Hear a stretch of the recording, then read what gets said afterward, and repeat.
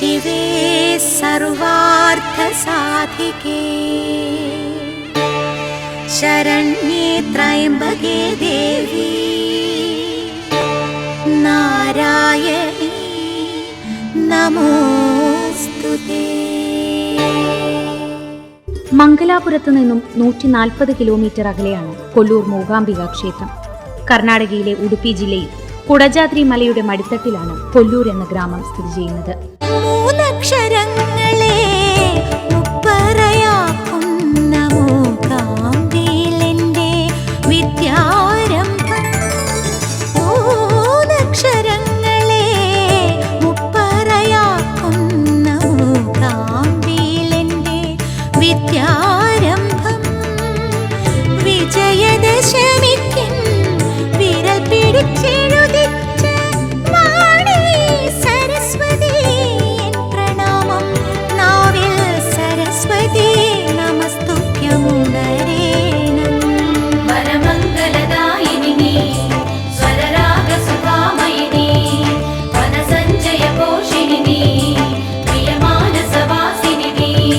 വരമംഗലദായിനി നീ സ്വരരാഗസുധാമയിനി വനസഞ്ജയപോഷിനി നീ പ്രിയമാനസവാസിനി നീ. സൗപർണികയിലെ സ്നാനം എല്ലാ ക്ഷീണവും അകറ്റുന്ന ഒന്നാണ്. കുടജാദ്രിയിൽ നിന്ന് ഉത്ഭവിച്ച് 64 പുണ്യതീർത്ഥങ്ങളുടെ ഗുണങ്ങൾ ആവാഹിച്ചാണ് സൗപർണിക കൊല്ലൂരിലെത്തുന്നത്.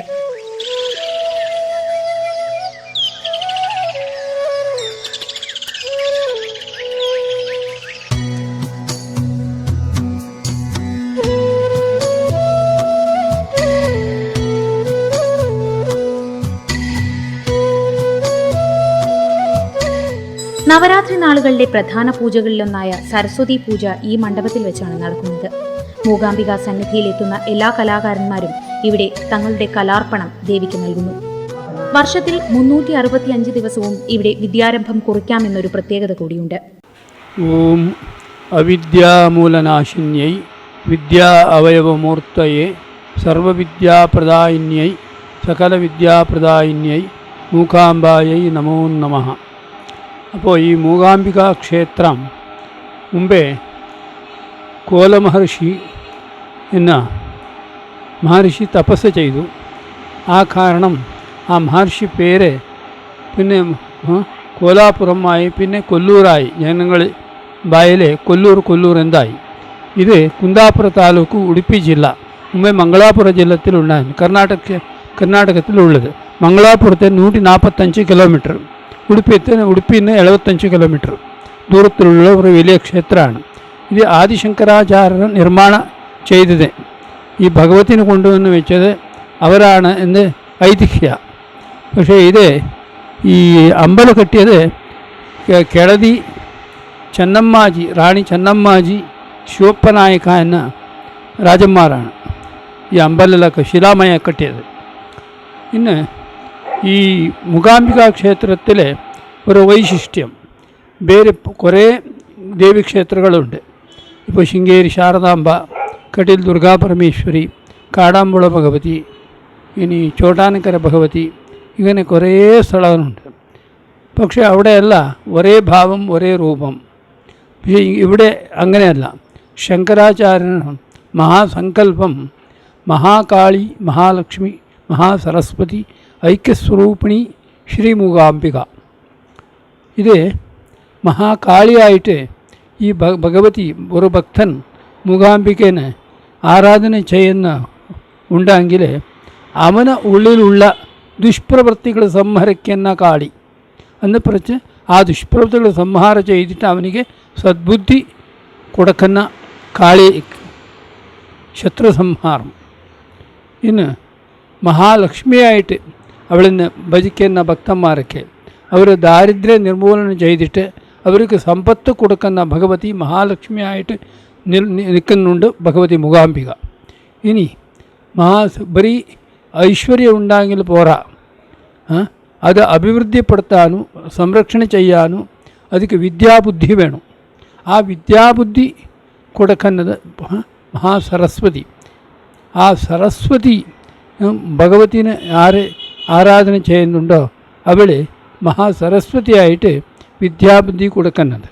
കാളിയായിട്ട് മനുഷ്യനുള്ള ദുഷ്പ്രവൃത്തികൾ സംഹാരം ചെയ്തിട്ട് അവനിക്ക് നല്ല ബുദ്ധി കൊടുക്കുന്ന മഹാകാളി സ്വരൂപിണി മൂകാംബിക. ഇനി ദാരിദ്ര്യ നിർമൂലനം ചെയ്തിട്ട് അവനിക്ക് സമ്പത്ത് കൊടുക്കുന്ന ഭഗവതി മൂകാംബിക മഹാലക്ഷ്മിയായിട്ട്. ഇനി അവനിക്ക് വിദ്യാബുദ്ധി കൊടുക്കുന്ന മൂകാംബിക സരസ്വതി രൂപിണി. ഈ 3 ഭാവങ്ങൾ ശങ്കരാചാര്യ മൂലസങ്കല്പമാണ്. ഇവിടെ പ്രധാനപ്പെട്ടത് 2 ഉത്സവം. ഒന്ന് നവരാത്രി ഉത്സവം. ഈ നവരാത്രി ഉത്സവം കഴിഞ്ഞിട്ട് 6ാമത്തെ മാസത്തിൽ ഈ മഹാരഥോത്സവം വരും, വാർഷികോത്സവം. അത് സാധാരണ മാർച്ച് ഏപ്രിലിൽ വരും. അപ്പോൾ ഇത് ഒക്ടോബറിൽ വരും. അപ്പോൾ ഇവിടെ പ്രധാനപ്പെട്ടത് ഈ കുട്ടികൾക്ക് മഹാത്രിമോദര എന്നുണ്ട്. ആ ത്രിമോദരം അത് ശരിക്കും 48 ദിവസം അത് ഉള്ളിൽ വെച്ചിട്ട് 3 നേരം അതൊക്കെ പൂജ ചെയ്തിട്ട് കൊടുത്താൽ മഹാവ്യാധികൾ, പിന്നെ വികൃത ബുദ്ധികളുള്ളവർ ശരിയാവും. പിന്നെ കുട്ടികളിലുള്ള സന്താനം, പിന്നെ വിദ്യാബുദ്ധി, ഇതൊക്കെല്ലാം അത് ആ പ്രസാദ സേവിച്ചാൽ അവരിലുള്ള ആ വിദ്യാബുദ്ധിയെല്ലാം അനുഗ്രഹിക്കൂ ഭഗവതി എന്നൊരു ഐതിഹ്യമുണ്ട്. അത് നടത്തിയിട്ടുമുണ്ട്. ഇന്ന് ഇതിൽ കാലത്തിൽ 5 മണിക്ക് സാധാരണ എല്ലാ ദിവസവും 5 മണിക്ക് അമ്പലം തുറക്കൂ, നട തുറക്കൂ. 5:20 ഭക്തന്മാർക്ക് നിർമാല്യ ദർശനത്തിൽ വിടും. അപ്പോൾ 6:15 6:30 മേൽശാന്തി പൂജയ്ക്ക് വരും. പൂജയ്ക്ക് മുന്നാൽ 7:15 7:30 ഉള്ളിൽ ദന്തധാവന എന്നൊരു പൂജയുണ്ട്. അത് ആ പൂജ സർക്കാരി കട്ടള പൂജ എന്ന് പറഞ്ഞാൽ അത് ഒരു ഭക്തന്മാരുടെ പൂജ അല്ല. അത് അസ്മാകം സമസ്ത രാഷ്ട്രാനാം ജനാനാം ക്ഷേമസ്ഥൈര്യ ജയവിജയ അഭയ ആയുരാരോഗ്യ ഐശ്വര്യ അഭിവൃദ്ധ്യർത്ഥം എന്ന് പറഞ്ഞാൽ മേൽശാന്തി മക്കൾക്കോ അഥവാ ഒരു ഭക്തന്മാർക്കോ നല്ലതാവണമെന്ന് ചെയ്യുന്ന പൂജ അല്ല. അത് സർക്കാരി കട്ടള എന്ന് പറഞ്ഞാൽ അത് ഗവൺമെൻറ് പൂജ. അത് എല്ലാവർക്കും നല്ലതാവണമെന്ന് ചെയ്യുന്ന പൂജ. ആ ദന്തധാവന പൂജ കഴിഞ്ഞിട്ട് ശേഷം അന്തർപടം, അതൊക്കെ ഇംഗ്ലീഷ് സ്ക്രീൻ എന്ന് പറയും. ആ സ്ക്രീൻ വെച്ചിട്ട് പഞ്ചാമൃതം രുദ്രാഭിഷേകം നടക്കും. ഇതെല്ലാം ഭക്തന്മാരത് വഴിപാട്. ഇത് കഴിഞ്ഞിട്ട് അലങ്കാര പൂജയെല്ലാം നടക്കും ഭഗവതിക്ക്. ആ അലങ്കാര പൂജയെല്ലാം ചെയ്ത ശേഷം ഒരു 8 മണിക്ക് ദീപാരാധനയാവും. അതിനുശേഷം അപ്പോൾ 8:15 ശിവേലി നടക്കും. പിന്നെ 8:30 പുറത്ത് പഞ്ചാമൃത നൈവേദ്യം, തീർത്ഥപ്രസാദം, ചന്ദന എല്ലാ ഭക്തന്മാർക്കും തരും. ഇത് രാവിലെ എല്ലാം തീരും. പക്ഷേ നട അടയ്ക്കുന്നില്ല, നട ഓപ്പൺ ഉണ്ടാവും. ഇനി ഉച്ചപൂജ. ഈ ഉച്ചപൂജ 11 മണിക്ക് മേൽശാന്തി വരും, 12:30 മണിക്ക് ദീപാരാധന. അപ്പോൾ ഇതൊക്കെ പറയുന്നത് മഹാപൂജ എന്ന്. രാവിലെ ചെയ്യുന്നതും മഹാപൂജയല്ല, രാത്രി ചെയ്യുന്നതും മഹാപൂജയല്ല. ഈ ഉച്ചക്ക് ചെയ്യുന്നത് മഹാപൂജ. അതൊക്കെ അപ്പ, പായസം, വട, അന്ന നൈവേദ്യം, അപ്പൂപ്പ നൈവേദ്യം, ഇങ്ങനെ കുറേ നൈവേദ്യങ്ങളുണ്ട്. ഈ നൈവേദ്യങ്ങൾ ഉൾപ്പെട്ടിട്ട് രുദ്രാഭിഷേകമെല്ലാം ചെയ്തിട്ട് ചെയ്യുന്ന ഈ പൂജ, വിശേഷപ്പെട്ട ഈ പൂജ എന്തുകൊണ്ട് ഇതൊക്കെ മഹാപൂജ എന്ന് പറയും. ഇത് ഉച്ചയ്ക്ക് മാത്രം നടക്കുന്നതാണ് മഹാപൂജ. 12:30 ദീപാരാധന. പിന്നെ 1:30 മണി വരെക്ക് ദർശനമുണ്ട് ഭക്തന്മാർക്ക്. ശിവേലി 1 മണിക്ക് ശിവേലി തീരും. പിന്നെ അപ്പോൾ 1:30 കൂട്ടും, നട അടിക്കും. അപ്പോൾ 3 മണിക്ക് നട തുറക്കും. നട തുറന്നാൽ കറക്റ്റ് 6 മണിക്ക് മേൽശാന്തി സന്ധ്യാപൂജയ്ക്ക് വരും. ആ സന്ധ്യാപൂജയ്ക്ക് പ്രദോഷ പൂജ എന്ന് പറയും.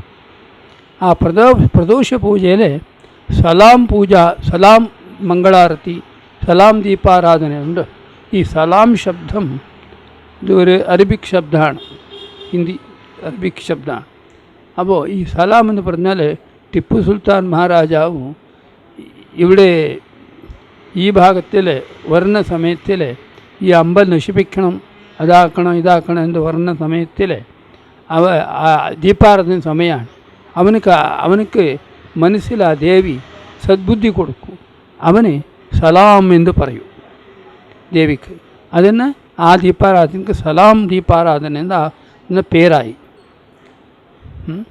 അപ്പോൾ സലാം എന്ന് പറഞ്ഞാൽ അവർ നിസ്കാരം എന്ന് പറയുന്നു. നമസ്കാരം, നമ്മൾ നമസ്കാരം എന്ന് പറയും, അവർ സലാം എന്ന് പറയും. അതാണ്. അപ്പോൾ അത് പ്രദോഷ പൂജ ആവും. ആ പ്രദോഷ പൂജ ഒരു 7:15 ഉള്ളിലല്ല തീരും, ഇല്ല 7:30. അതിനുശേഷം ഉള്ളിൽ ദശഭുജ ഗണപതിക്ക് പൂജ ആവും. അതിനുശേഷം ശങ്കരാചാര്യ പീഠമുണ്ട്, ആ ശങ്കരപീഠത്തിൽ പൂജ ആവും. അത് കഴിഞ്ഞിട്ട് ശേഷം വീരഭദ്ര അമ്പല പൂജ, ചുറ്റമ്പല പൂജ എല്ലാം ഉണ്ട്. വീരഭദ്രനിക്ക് മൂന്ന് സമയം ഇതുണ്ട്, നൈവേദ്യമുണ്ട്, പൂജ ഉണ്ട്. പിന്നെ ചുറ്റമ്പലക്കെല്ലാം രാത്രി മാത്രം പൂജ.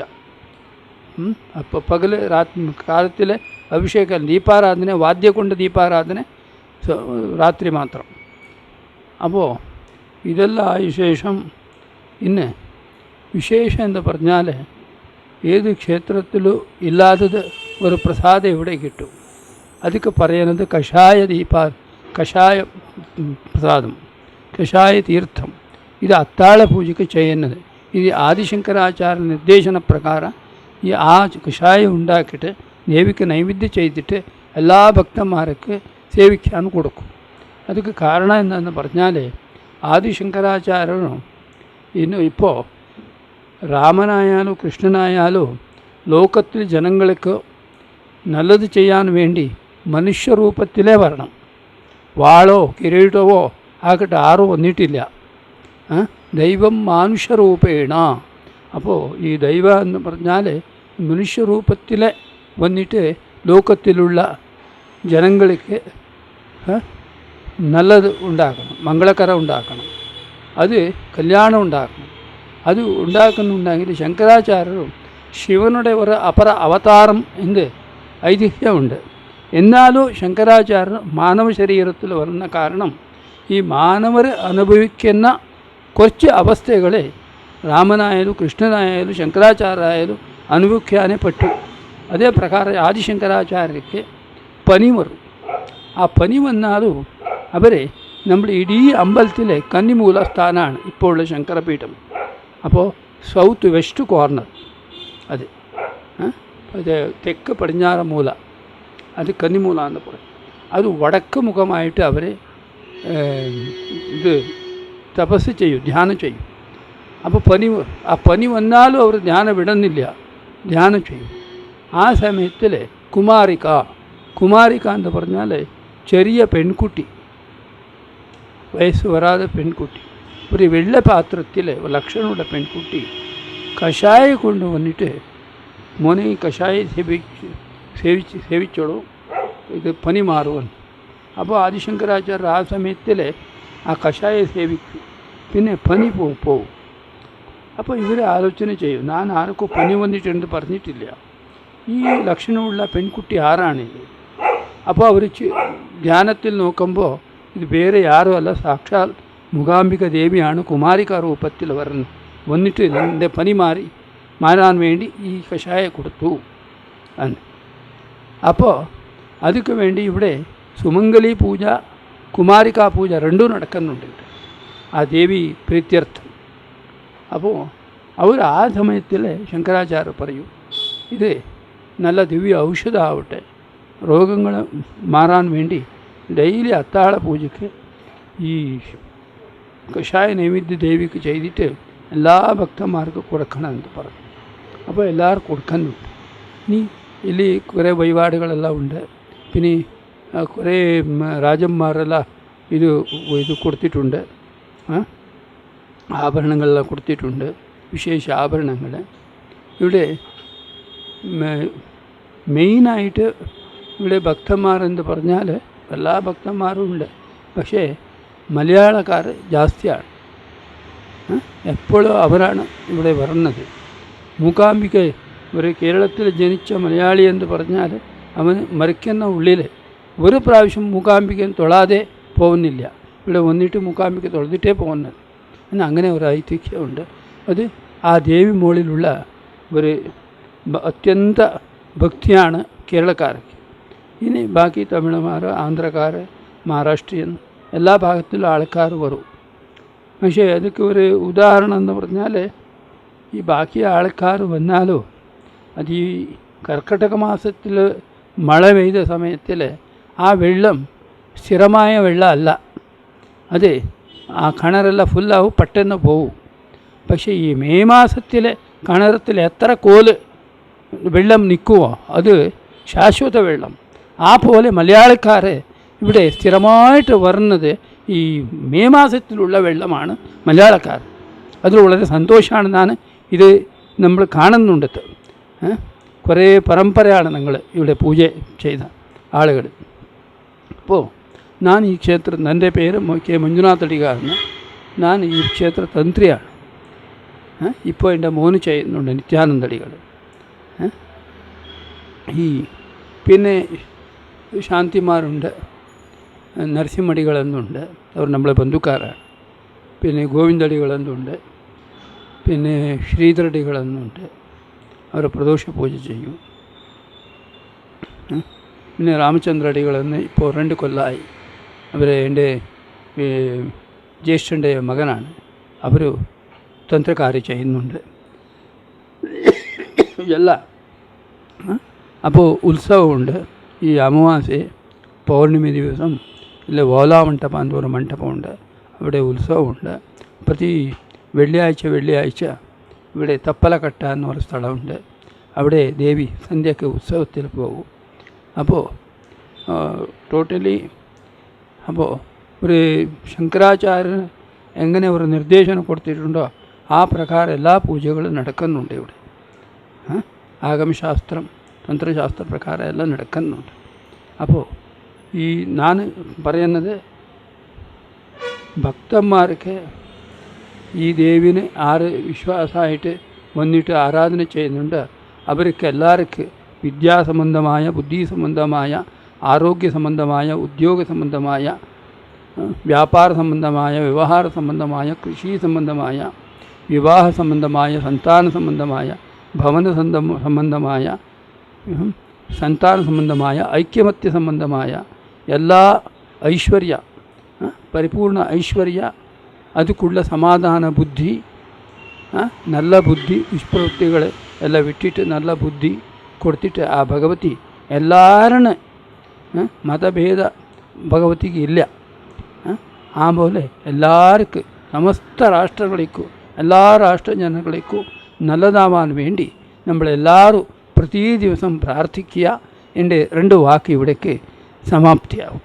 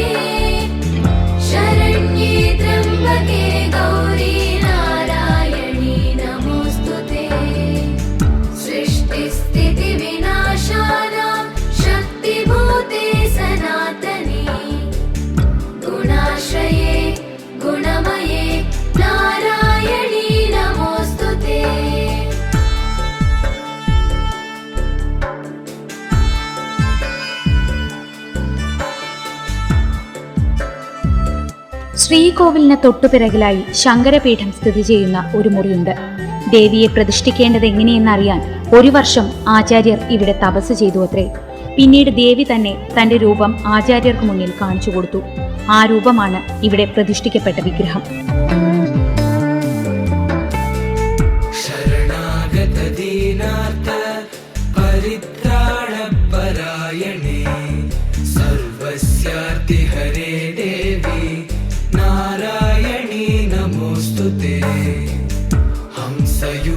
विमानस्ते ब्रह्माणि रूपधारिणे कौशाम्बक्षरिके देवी नारायणी नमोस्तुते. ശങ്കരാചാര്യർ വാക്കിൽ കൂടി ദേവിയെ പ്രസാദിപ്പിച്ചതിനാലാണ് മൂകാംബികാദേവി വാക്കിന്റെ ഈശ്വരിയായി അറിയപ്പെടുന്നത്. വാഗീശ്വരിയായി വാണരുളുന്നതിനാലാണ് ദേവിക്ക് നവരാത്രിയിൽ ഇത്രയും പ്രാധാന്യം.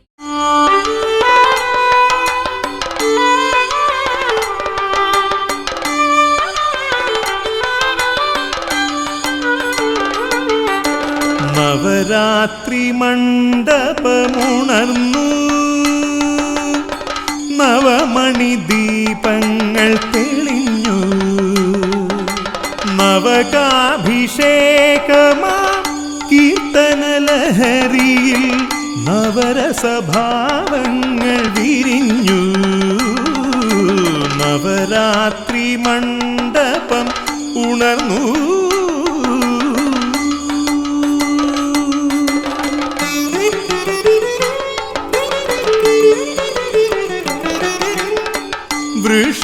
വൃഷഭവാഹിനി സുന്ദരരൂപിണി ഹിമവൽ നന്ദിനി ഹേമവതി. വൃഷഭവാഹിനി സുന്ദരരൂപിണി ഹിമവൽ നന്ദിനി ഹേമവതി. ആരൂഢഗാത്രയായ ആനന്ദമേകുന്ന അപർണേ മഹേശ്വരി മോക്ഷമേകൂ. ആരൂഢഗാത്രയായ ആനന്ദമേകുന്ന അപർണേ മഹേശ്വരി മോക്ഷമേകൂ.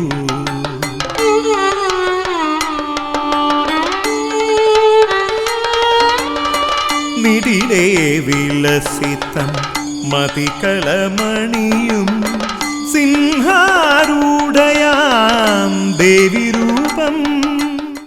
सर्वमंगल मांगल्ये शिवे सर्वार्थ साधिके शरण्ये त्र्यंबके गौरी नारायणी नमोस्तुते.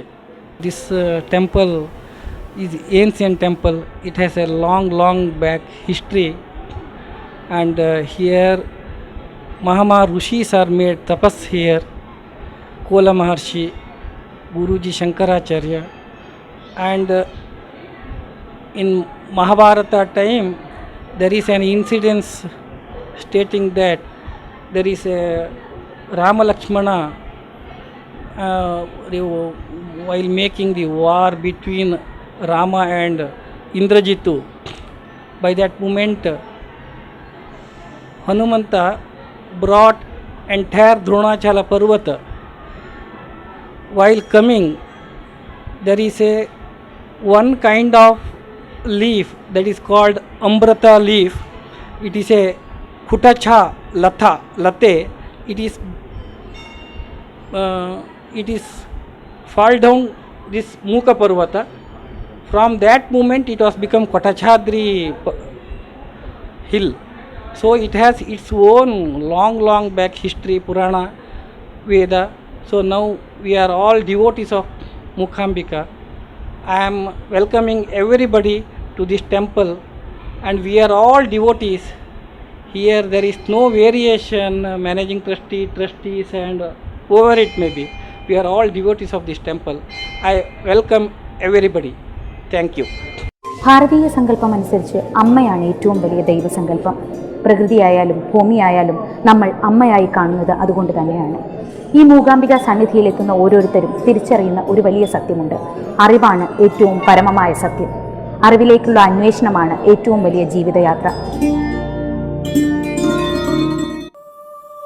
കുടജാദ്രി മലയിലാണ് ശ്രീ മൂകാംബികാ ദേവിയുടെ മൂലസ്ഥാനം. സമുദ്രനിരപ്പിൽ നിന്നും 7000-ഓളം അടി ഉയരത്തിൽ സ്ഥിതി ചെയ്യുന്ന സർവജ്ഞപീഠവും കുടജാദ്രിയിലെ അനിർവചനീയമായ അനുഭവമാണ്. അവിടേക്കാണ് ഇനി നമ്മുടെ യാത്ര.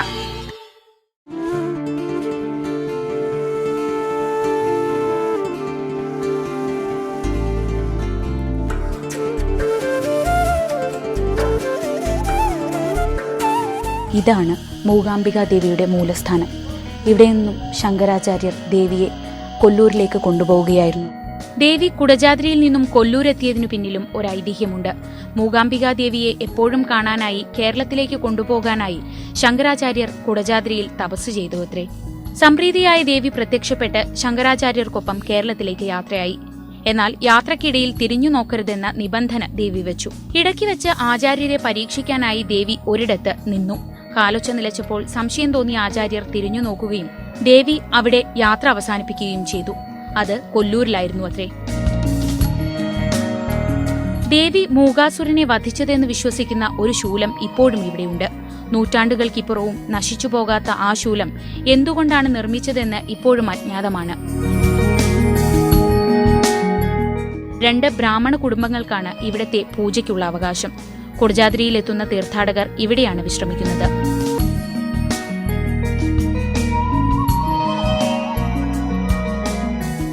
ഇവിടെ നിന്നും 1.5 കിലോമീറ്ററോളം കുത്തനെയുള്ള കയറ്റം കയറിയാലേ സർവജ്ഞപീഠത്തിലെത്തൂ.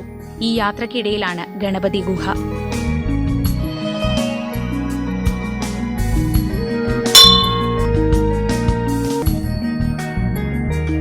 ഗുഹയ്ക്കുള്ളിൽ കടന്നാൽ ഒരു പാറ കൊണ്ട് മുന്നോട്ടുള്ള വഴി അടച്ചതായി കാണാം. ഈ വഴി ചെന്ന് അവസാനിക്കുന്നത് മൂകാംബികാ ക്ഷേത്രത്തിനടുത്താണെന്ന് പറയപ്പെടുന്നു.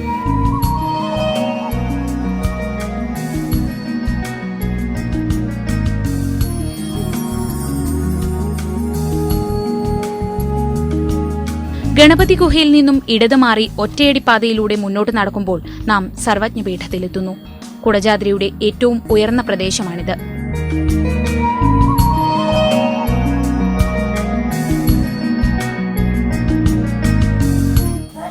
ഇവിടുത്തെ ചരിത്ര ഗണപതി ശിവനു ദേവിയുടെ മൂലസ്ഥാനം. പർവ്വതാധീശ്വരി എന്നാണ് ദേവിയുടെ പേര്. 1ാമത്തെ യുഗത്താണ് സപ്തഋഷികൾ പ്രതിഷ്ഠ ചെയ്തിട്ട് ദേവിനെ സാക്ഷാത്കാരം ചെയ്തു. പിന്നെ 2ാമത്തെ യുഗത്തിൽ ശ്രീരാമാദികൾ അർച്ചന ചെയ്തു. പിന്നെ 3ാമത്തെ യുഗത്തിൽ മൂകാസുര വധാർത്ഥ കോലമാഷ വന്നിട്ട് ഇവിടെ തപസ് ചെയ്തു. അപ്പോൾ ദേവി അഭയ കൊടുത്ത് സിംഹവാഹിനിയായിട്ട് കൊല്ലൂർ പോയി. കൊല്ലൂരിൽ ചക്രം കൊണ്ട് മൂകാസുരൻ വരിച്ചു. അതും കൊണ്ട് മൂകാസുരമർദ്ദിന് മൂകാംബാൻ കൊല്ലൂരിലായി. പിന്നെ ഇവിടുന്ന് പുറപ്പെട്ടുകൊണ്ട് മൂകാംബിക ആറൂഢായി. പിന്നെ കലിയുഗത്തിൽ ശങ്കരാചാര്യർ വന്നിട്ട് ഇവിടെ തപസ് ചെയ്തിട്ട് ദേവിനെ സാക്ഷാത്കാരം ചെയ്തിട്ട് അഗസ്ത്യ തീർത്ഥ ഗണേശ് ഗുഹ ശങ്കരപീഠ ചിത്രമൂല മാർഗമായിട്ട് കൊല്ലൂർ പോയി എന്നാണ് സങ്കല്പം. ഇവിടെ 64 തീർത്ഥമുണ്ട്. ഈ 64 തീർത്ഥം മധ്യത്തിലാണ് നമ്മുടെ പ്രതിഷ്ഠ. അതിൽ 1ാമത്തെ തീർത്ഥമാണ് നാഗതീർത്ഥം. അതാണ് സൗപർണിക ആരംഭം. അപ്പോൾ കൊല്ലൂർക്ക് തീർത്ഥക്ഷേത്രം 2 ഇത് മൂലസ്ഥാനമായിട്ട് വരും. ഇങ്ങനെയാണ് ചരിത്രം.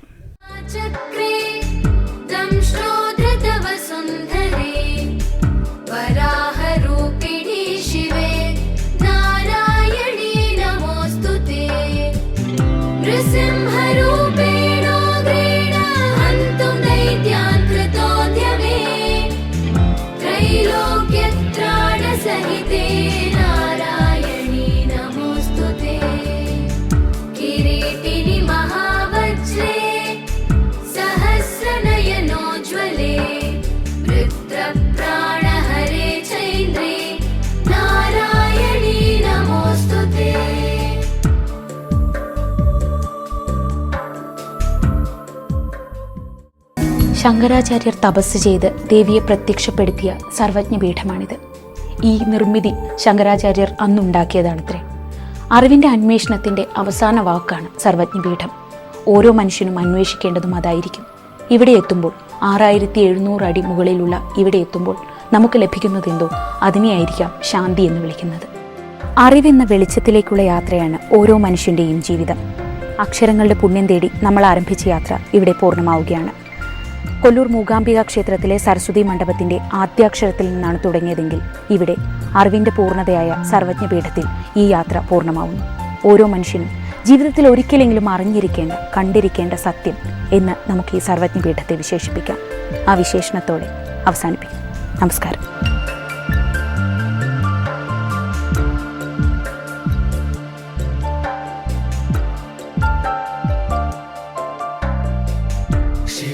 स्तुते स्वरूपेण हतदैत्यमहाबले घोररूपे महारावे नारायणी नमोऽस्तु ते दंष्ट्राकरालवदने शिरोमाला विभूषणे